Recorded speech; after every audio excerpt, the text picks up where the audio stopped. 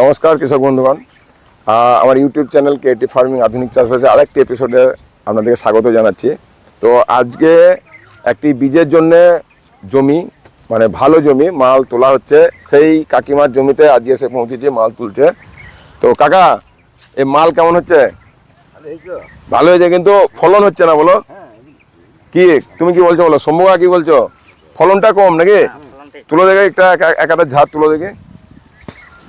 এই দেখেন, আচ্ছা দেখাই, আমার কাকিমার মাল পড়েছে। মাল কিন্তু খুব ছোট ছোট দানা হয়েছে, মাল ভালো হয়েছে। কিন্তু মালের ফলে একটু বলি, শোনো, তোমাকে আমি আগেই বলেছিলাম যে জমি তৈরির সময়তে ফাঁকি দেওয়া যাবে না, ঠিক আছে? এইবারে জমি তৈরির সময়তে যা যা বলবো সেগুলো করবা, আর তাড়াহুড়ো করবো না। একাঙ্গি চাষে একটু খরচা করতে হবে।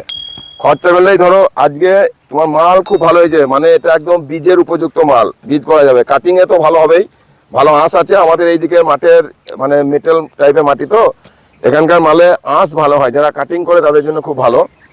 আর ঘটনা হচ্ছে যে মালের যে ধরাট ফাঁকা ফাঁকা একটু লাগানো ছিল, কিন্তু উনি মাঝে কোনো ফাঙ্গিসাইড ব্যবহারও করেননি, হার্বিসাইড মানে ঘাস মরা বীজ দুবার ব্যবহার করে সেই ব্যবহার করেছিল।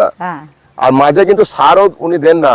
আজ পর্যন্ত উনি 5 বছর চাষ করছেন, 5 বছর এই চাষ করছে, কোনোদিনও কিন্তু ওনার রোগ লাগেনি, তাই তো? না, কোনোদিনও রোগ লাগেনি। কারণটা হচ্ছে কি, মানে ওই মাঝে ওই সব সারটার বেশি আবার মানে করা হয় না, ঠিক আছে? তো এটা অনেকে মানে এই যে কপালের ব্যাপার, কপালের মানে এই একাঙ্গিটা অনেকটা কপালের ব্যাপার। তো জমি দেখো, কোন জমি, এই জমিটা লাগাবো এবার। এখানে আসো, এই জমিটাতে তাড়াহুড়ো করবে না। বৈশাখ মাসের প্রথম দিকে বা চৈত্র মাসের একদম শেষ সপ্তাহে লাগাবা, তার আগে লাগাবো না। এখন ঘাস বার হলে ঘাস বার হতে দাও, যে ঘাসগুলোকে মেরে দেবা, ঠিক আছে? ঘাসগুলোকে বীজ দিয়ে মেরে দেবা। একাঙ্গি বেরিয়ে যাওয়ার পরে ঘাস মরা বীজ, হার্বিসাইড না দেওয়াই ভালো। আর এই জমিটাতে একটু ভালো করে, যেহেতু অনেকদিন পড়েছিল, মাটিতে দেওয়া চুন। তোমার এইটা যে জমিটাতে আগে দুবার একাঙ্গি ছিল, 2-4টে গাছ আমি দেখে গেছি, এটাতে রোগ টানবে। তাহলে মাটিতে দেওয়া চুন দেওয়া, এই জমিটাতে 2 প্যাকেট মানে 2 কেজি, ঠিক আছে? ওইটা তুমি ওদের দোকানে পেয়ে যাবে, ওই যেখানে বলেছিলাম জয়ন্তদের দোকানে পাওয়া যাবে। এই জমিটা চুন দেওয়া 2 কেজি। হ্যাঁ, সব জমিতে চুন লাগবে না, যেহেতু তোমার আগে ছিল, আমি জমিটা দেখে গেছি। আর ঘটনা হচ্ছে যে আরো বেশি করে আরেকটু সার দিয়ে দেবা। আমি তোমার কাছ থেকে শুনে নেবো, দিয়ে তোমাকে আরো ডিটেলসে বলে দেবো। তো আমি তোমার মাল উঠছে তাই দেখতে আসলাম। তো মাল কিন্তু খুব ভালো হয়েছে, প্রত্যেকটা মালই খুব সুন্দর, আর একদম বীজ করার মতো মাল, বুঝলেন তো? আর কাটিংয়েও ভালো হবে। তো মালের ধরারটা একটু কম হয়েছে, কিন্তু মাল একদম খুব সুন্দর মাল হয়েছে। বেশ, এবার আপনাদেরকে এই যে দেখুন, এই যে সব জমি, কিন্তু একটা জমি গাছে কিন্তু রোগ লাগেনি, একটা গাছেও রোগ লাগেনি। এই জমিটার এরকম চিত্র। তো এর ভালো মাল হয়, মানে যে সমস্ত জমিতে ভালো মাল হয়, বিশেষ করে আমি 24 পরগনা গেছিলাম, বা নদিয়ার দিকে যে সাইডে মাটি আছে, ওদের কিন্তু একটু যদি ভালো করে লাগানো থাকে, যদি গাছ না মারা যায়, তাহলে কিন্তু মানে 1.5 কুইন্টালের অ্যাভারেজে মাল হয়, বুঝলেন তো? কিন্তু এঁটেল মাটির মালে, সেখানেও যদি পরিপাটি করা থাকে, ঠিক মতো মাটি তৈরি থাকে, সেক্ষেত্রেও কিন্তু 1 কুইন্টাল 20-25 কেজি এরকম মাল হয়। সব থেকে যখন গাছ যদি ক্ষতি হয়, মানে একাঙ্গির যদি গাছের ক্ষতি হয়, মানে রোগ লাগা যদি জমি হয়, যারা ঠিকে কিনেছেন, আমরাও কিনেছি, আমাদের একটা অভিজ্ঞতা হয়েছে যে একটু যদি কমা গাছ হয়, কমজোরি গাছ হয়, তাহলে কিন্তু একাঙ্গির জমি ঠিকে না কিনাই ভালো, ঠিক আছে? যারা ব্যবসাদার তাদের জন্য এই পরামর্শটা আমি দিচ্ছি, মাল তোলা মাল কিনবেন।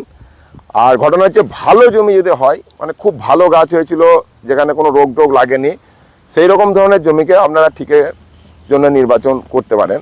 আর কৃষকদের উদ্দেশ্যেও বলবো যে আপনারা মানে তুলে বিক্রি করবেন। মানে এবছরে যারা তুলে বিক্রি করছে, যারা ঠিকে দেয়নি, তারা কিন্তু অনেক প্রফিটে আছে, আপনারা নিশ্চয়ই ইতিমধ্যে শুনতে পাচ্ছেন সেই বিষয়গুলো।